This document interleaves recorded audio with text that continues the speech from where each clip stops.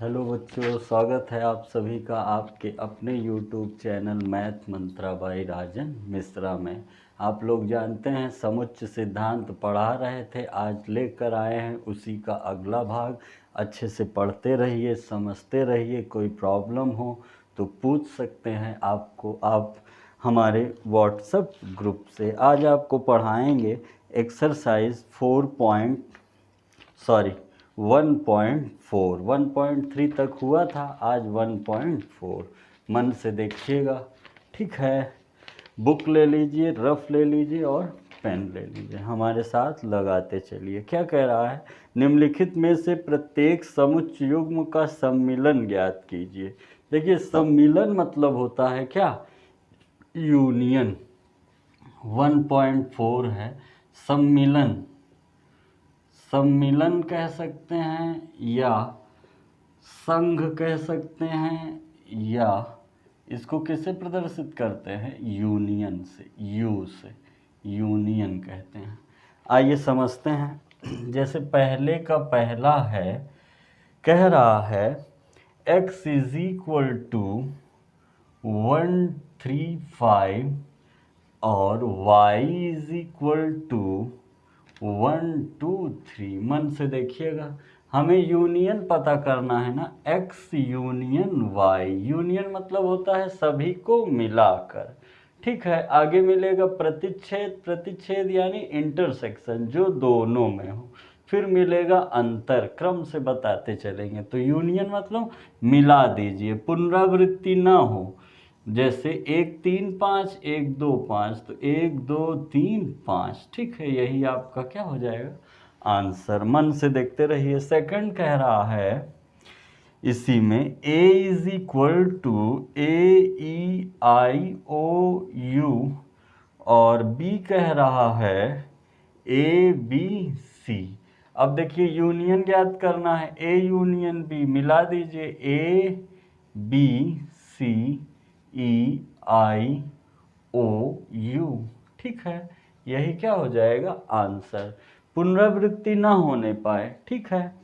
पुनरावृत्ति ना हो और अवयवों को सम्मिलित रूप से प्रदर्शित कर देना ही क्या कहलाता है? संघ। थर्ड देखिए क्या कह रहा है, a is equal to x such that x एक प्रकृत संख्या है और 3 का गुणज है। एक प्राकृत संख्या है और 3 का गुणज है। b क्या कह रहा है? x सच दैट x संख्या 6 से कम एक प्राकृत संख्या है। संख्या 6 से कम एक प्राकृत संख्या है। तो पहले इनको ओपन करके लिख लीजिए। a के लिए आप कहेंगे, ठीक है, 3 का गुणज, 3 6 9 12 15 डॉट डॉट डॉट। b के लिए क्या कहेंगे? देखिए, 6 से कम एक प्राकृतिक संख्या, तो 1 2 3 4 5। अब दोनों को मिला दीजिए, तो a यूनियन b क्या होगा? दोनों को मिला दीजिए, पुनरावृत्ति ना होने पाए तो हो जाएगा 1 2 3 4 5 6, 1 2 3 4 5 6 9 12 15, इसी तरह होता चला जाएगा। यही आपका क्या हो जाएगा? आंसर। ये आपका क्या हो जाएगा? आंसर। नेक्स्ट है इसी का फोर्थ, क्या कह रहा है देख लीजिए। a is equal to x such that x एक प्राकृत संख्या है, एक प्राकृत संख्या है और 1 से बड़ा है, 6 से छोटा है और बराबर है और 1 से बड़ा है x या 6 से छोटा है। अगला देखिए b क्या कह रहा है, x सच दैट x एक प्राकृत संख्या है, एक प्राकृत संख्या है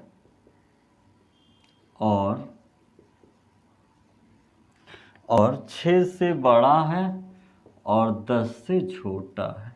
तो पहले इसको ओपन लिख लीजिए। तो 1 से बड़ा 2 3 4 5 इक्वल टू लगा है तो 6 भी ले सकते हैं। अगर इक्वल टू न लगता तो 6 नहीं ले सकते थे। बी ले लीजिए। बी क्या कह रहा है? 6 से बड़ा 10 से छोटा 6 से बड़ा 7 8 9, बस 6 नहीं लेंगे, इक्वल टू नहीं लगा। अब इन दोनों का यूनियन मिला दीजिए, पुनरावृत्ति ना हो। 2 3 4 5 6 7 8 9 तक चला जाएगा। पांचवा क्या कह रहा है? लास्ट है पहले का। a इज इक्वल टू 1 2 3 और b इज इक्वल टू 5। तो समझिएगा a यूनियन b मतलब दोनों को मिला दीजिए। 1 2 3 फाई रहता है लेकिन प्रदर्शित नहीं किया जाता। फाई बना रहता है लेकिन प्रदर्शित नहीं करते हैं। तो संग उसका उतना ही हो जाएगा। स्क्रीनशॉट ले लीजिए या वीडियो रोककर लिख लीजिए, जो सुविधा पड़े आप लोगों को। नेक्स्ट 1.4 एक्सरसाइज चल रही है। 1.1 1.2 1.3 करा चुके हैं। वीडियो है प्लेलिस्ट में, जा कर के आप लोग देख सकते हैं। चैनल सब्सक्राइब कर लीजिएगा ताकि हर एक वीडियो आपको समय पर मिलता रहे। क्वेश्चन नंबर 2 देखिए, कह रहा है मान लीजिए a is equal to a comma b और b is equal to a comma b comma c। तो क्या a is the subset of b है या a यूनियन b? पता लगाइए। तो देखिए हमने सबसेट की पूरी कहानी बता दिया है कि a is the subset of b। तो यहाँ ये चेक कर लें, मतलब a के अवयव b में पूरे पूरे होने चाहिए। तो a comma b is the subset of a b c। आप देख रहे हैं a b c दिख रहा है, मतलब क्या है? उपसमुच्चय है, उपसमुच्चय है। अब आगे क्या कहेंगे? a यूनियन b कैसे पता लगाएंगे? दोनों को मिला दीजिए। तो a b c, a b c। तीसरा देखिए क्या कह रहा है, यदि a और b दो ऐसे समुच्चय हैं, a और b दो ऐसे समुच्चय हैं कि a is the subset of b, तो a यूनियन b क्या होगा? तो आप जानते हैं a के अवयव अगर पूरे पूरे b में हो, उनका यूनियन करें तो क्या मिलता है? ये b ही तो है ना। आप देख रहे हैं अलग अलग क्वेश्चन है, दूसरा तीसरा, लेकिन पूछा है, हम उसी टाइप का था इसलिए बता रहे हैं। अगर a b का सबसेट होगा तो a यूनियन b क्या हो जाएगा? b। इसी तरह अगर हम दूसरा लें, b is the subset of a, तो a यूनियन b कितना हो जाएगा? a यूनियन b a हो जाएगा, क्योंकि बाद में जो रहता है वो बड़ा रहता है, वो आगे वाले के सभी अवयवों को उपस्थित रखता है। ठीक है, लिख लीजिए। नेक्स्ट, ध्यान से समझते चलिए, कोई दिक्कत परेशानी हो तो हमें बता सकते हैं। अगला देखिए क्वेश्चन नंबर 4। क्वेश्चन नंबर 4 में a दे दिया गया है 1 2 3 4 और b दे दिया गया है 3 4 5 6 और c दे दिया गया है 5 6 7 8 और d दे दिया गया है 7 8 9 10। आगे देखिए, अब पहला क्या कह रहा है? a intersection b। दूसरा क्या कह रहा है? b intersection c। तीसरा क्या कह रहा है? b union c। चौथा क्या कह रहा है? b union d। पांचवा क्या कह रहा है? a union b union c। दो और है, अगले में बताते हैं। यहाँ समझिए, a इंटरसेक्शन b। इंटरसेक्शन मतलब प्रतिच्छेद, जो हमने बताया था आपको। तो क्या कहेंगे? प्रतिच्छेद में होगा जो दोनों में हो, जो दोनों में कॉमन हो या उभयनिष्ठ हो। तो पहले a लिख लीजिए, 1 2 3 4। फिर इंटरसेक्शन b लिख लीजिए, 3 4 5 6। अब देखिए दोनों में क्या है? साफ साफ दिख रहा है, क्या है? तीन चार, तीन चार तो ए इंटरसेक्शन बी कितना हो जाएगा, तीन चार, समझ रहे हैं ना। Next B intersection C, B intersection C, तो पहले बी के अवयव लिख लीजिए, तीन चार पाँच छः, इंटरसेक्शन सी के अवयव लिख लीजिए, पाँच छः सात आठ। अब जो दोनों में हो तो दोनों में क्या है देखिए, पाँच छः यानी कितना हो जाएगा, 5,6, यही आंसर हो जाएगा, ठीक है ना। अगला देखिए बी यूनियन सी, यूनियन मतलब मिलाकर, तो पहले बी के अवयव लिख लीजिए, तीन चार पाँच छः, यूनियन सी के अवयव लिख लीजिए, पाँच छः सात आठ। अब मिला दीजिए तो क्या हो जाएगा, तीन चार पाँच छः सात आठ, यही आंसर होगा, ठीक है भैया। बी यूनियन डी, अब बी और डी को मिला दीजिए, पहले बी के अवयव लिख लीजिए, बी के अवयव क्या है, तीन चार पाँच छः, यूनियन डी के अवयव लिख लीजिए, सात आठ नौ दस। अब दोनों को मिला देंगे, तीन चार पाँच छः सात आठ नौ दस, यही आंसर होगा, ठीक है। पांचवा यहाँ बता दे रहे हैं, क्या कह रहा है, A union B union C, तो ए क्या है, ए दिया गया है, एक दो तीन चार, यूनियन बी क्या है, तीन चार पाँच छः, यूनियन सी क्या है, पाँच छः सात आठ। सबको मिला दीजिए तो हो जाएगा, एक दो तीन चार पाँच छः सात आठ, पुनरावृत्ति ना होने पाए स्क्रीनशॉट लीजिए या लिख लीजिए, सारे प्रावधान बता दिए हैं। क्वेश्चन नंबर 4 के दो और बचे हैं, लिख लीजिए। Next A B C D रहने दे रहे हैं, अभी काम पड़ सकता है क्योंकि इन्हीं के भागों को बताना है। देखिए ध्यान से समझते चलिए। क्वेश्चन नंबर 6 जो है कह रहा है A union B union D, तो ए का क्या है वैल्यू, एक दो तीन चार, और यूनियन बी की क्या है, तीन चार पाँच छः, यूनियन डी का क्या है, सात आठ नौ दस। अब सभी को मिला दीजिए, एक दो तीन चार पाँच छः सात आठ नौ दस, यही आंसर होगा। चौथे का लास्ट है, ठीक है भैया, चौथे का लास्ट है सातवां, B union C union D. B क्या है देखिए, तीन चार पाँच छः, यूनियन सी क्या है, पाँच छः सात आठ, और यूनियन डी क्या है, सात आठ नौ दस। अब सभी को मिला देंगे, तीन चार पाँच छः सात आठ नौ दस, यही आपका क्या हो जाएगा, आंसर कर लीजिए। नेक्स्ट पांचवा, ध्यान से समझते चलिए।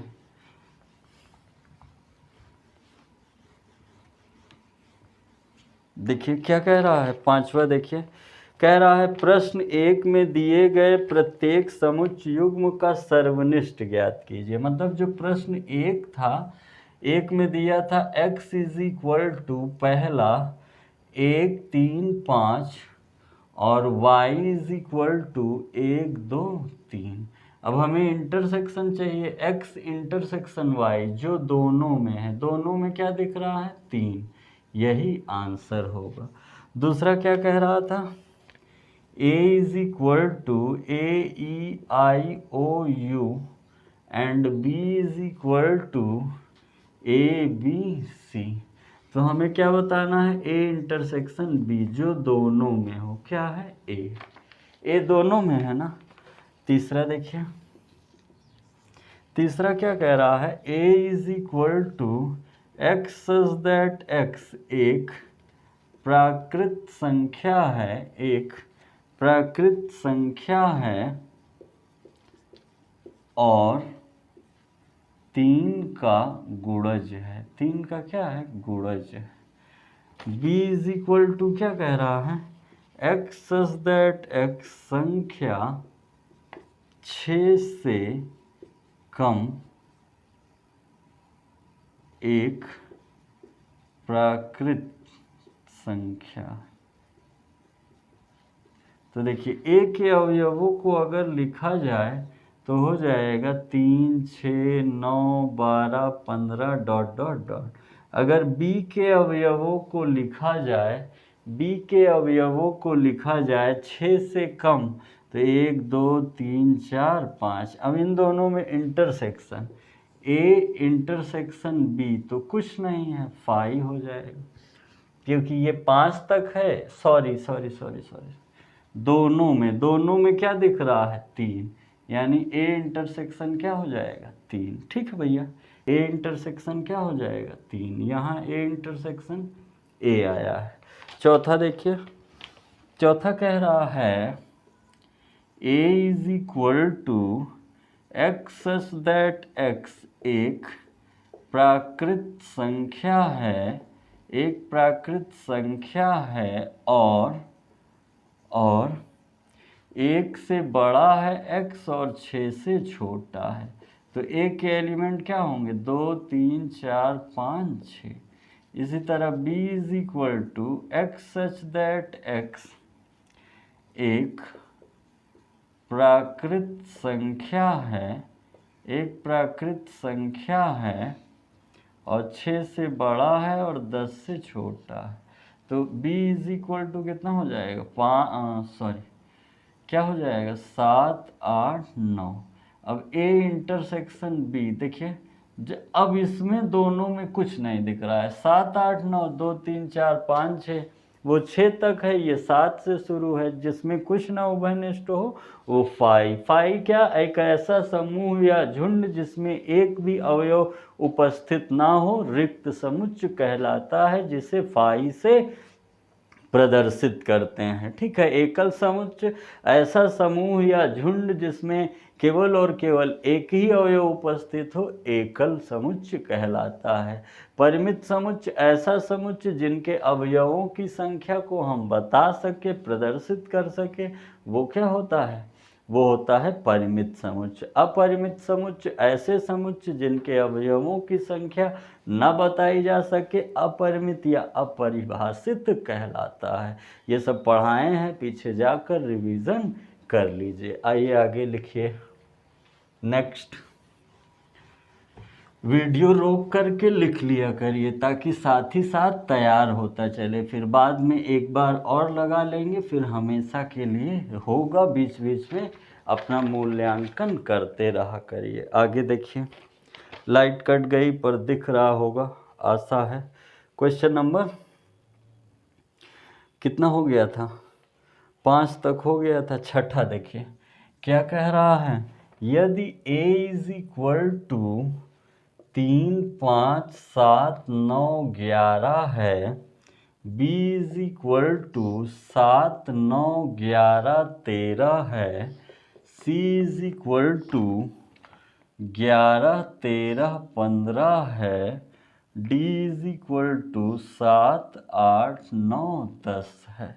तो हमें क्या बताना है, पहला देखिए A intersection B. Intersection B अब समझ गए होंगे। ए को देखिए 3, 5, 7, 9, 11, बी को देखिए 7, 9, 11, 13, तो क्या कॉमन है, 7, 9, 11, 7, 9, 11। यही आपका क्या हो जाएगा, आंसर। दूसरा कह रहा है बी इंटरसेक्शन सी, जो दोनों में हो, तो बी को देखिए 7, 9, 11, 13 और सी को 11, 13, 15, तो दोनों में क्या है, 11, 13, 11, 13। तो बी इंटरसेक्शन सी कितना हो जाएगा, 11, 13। तीसरा देखिए, तीसरा क्या कह रहा है, बी यूनियन सी।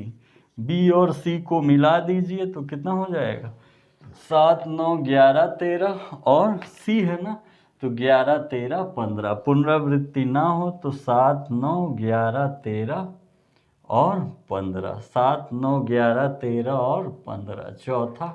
चौथा क्या कह रहा है, B union D. B union D, B और डी को मिला दीजिए तो कितना होगा, 7, 9, 13, 11।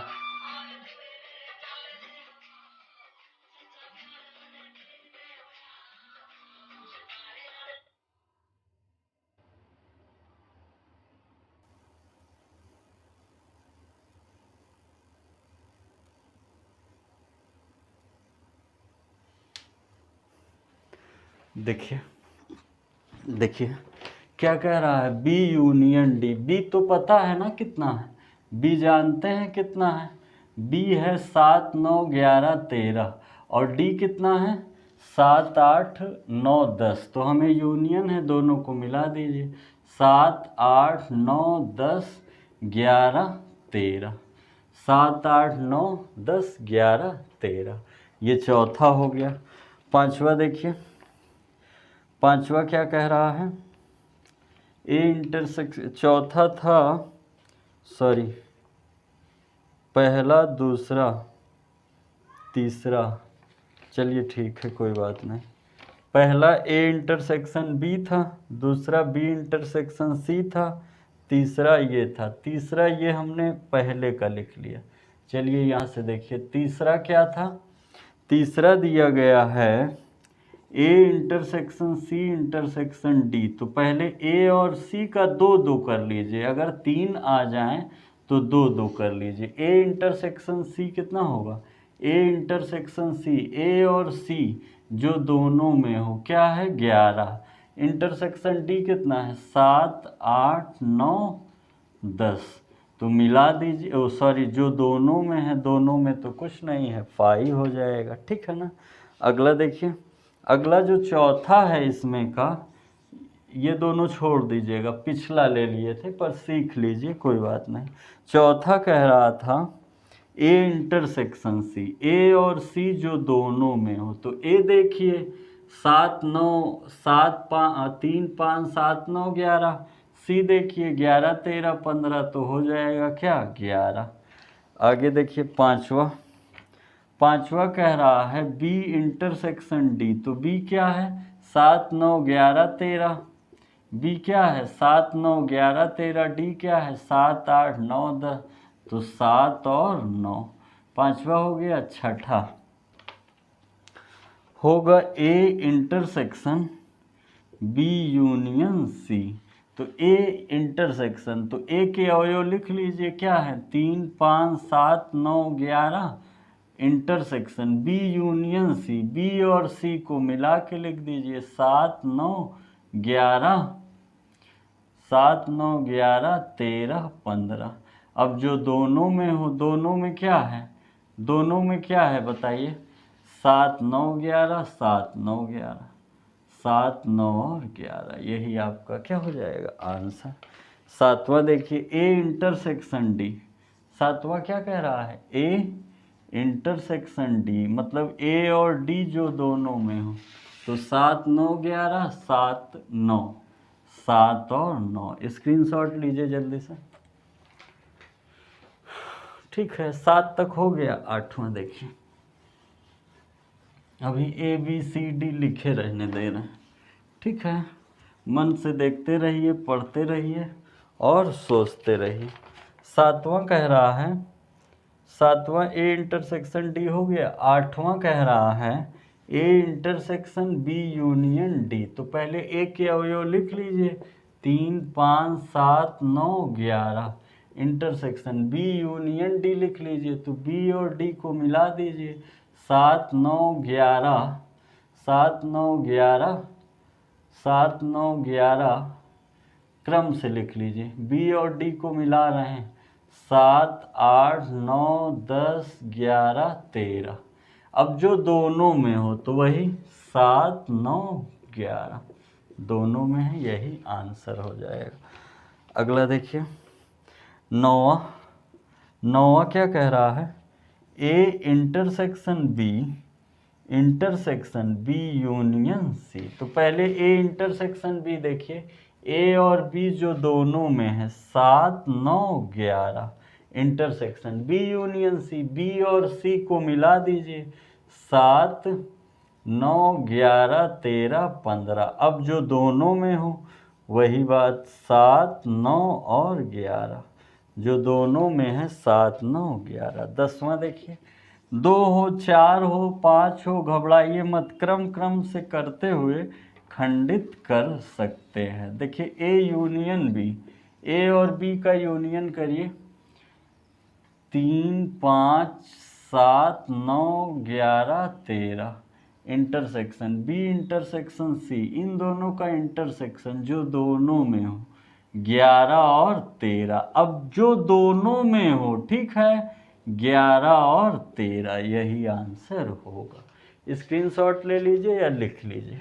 नेक्स्ट क्वेश्चन नंबर 6 तक हो गया। 7वां, देखिए 7वां क्या कह रहा है। कह रहा है 7वें में भी प्रावधान दिए गए हैं, फिर उसका मान प्राप्त करना है। ठीक है, 7वें में भी प्रावधान दिए गए हैं, फिर उसका मान प्राप्त करना है। देखिए 7वां कह रहा है a is equal to x such that x एक प्राकृत संख्या है, एक प्राकृत संख्या है। b देखिए क्या कह रहा है, x सच दैट x एक सम प्राकृत संख्या है, एक सम प्राकृत संख्या है। सी क्या कह रहा है, x सच दैट x एक विषम प्राकृत संख्या है, एक विषम प्राकृत संख्या है। डी क्या कह रहा है, x सच दैट x एक अभाज्य संख्या है। अब सभी को दर्शा दीजिए। प्राकृत संख्या है, ये नियम विधि है तो तालिका विधि 1 2 3 4 5 6 डॉट डॉट डॉट। सम संख्या है 2 4 6 8 10 dot dot dot.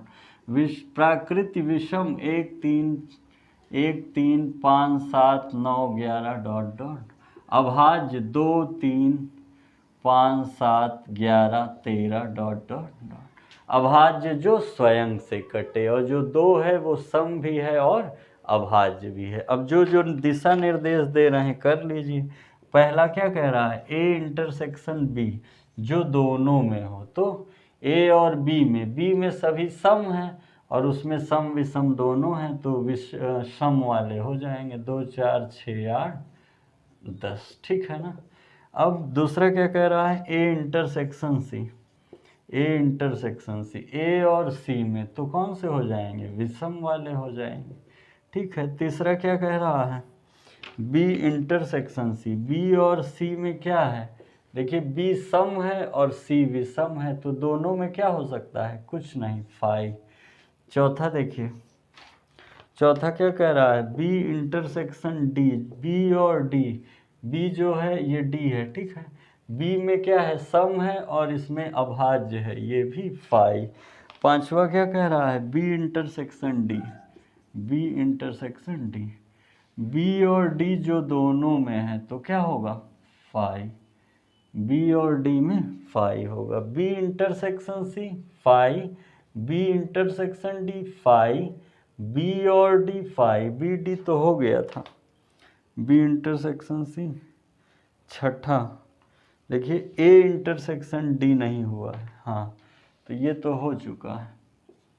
A intersection D कहाँ है, ए है ये, डी है ये, तो अभाज्य वाले हो जाएंगे क्योंकि डी में अभाज्य है 2 3 5 7 11 डॉट डॉट डॉट। और छठा नंबर है सी इंटरसेक्शन डी, सी और डी जो दोनों में, तो विषम वाले हो जाएंगे क्योंकि इसमें विषम है, इसमें अभाज्य है, अभाज्य अधिकतर विषम ही होते हैं, तो विषम वाले हो जाएंगे, जो विषम हो और अभाज्य हो। ठीक है, क्वेश्चन नंबर 7 था, लिख लीजिए।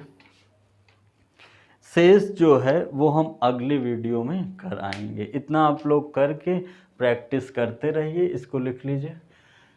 शेष जो है अगले वीडियो में पढ़ा करके ये प्रश्नावली पूरी करा देंगे, फिर अगले चरण में आगे बढ़ेंगे। तब तक इतना पढ़ते रहिए, लगाते रहिए, कोई दिक्कत हो तो बताइएगा। ठीक है, धन्यवाद।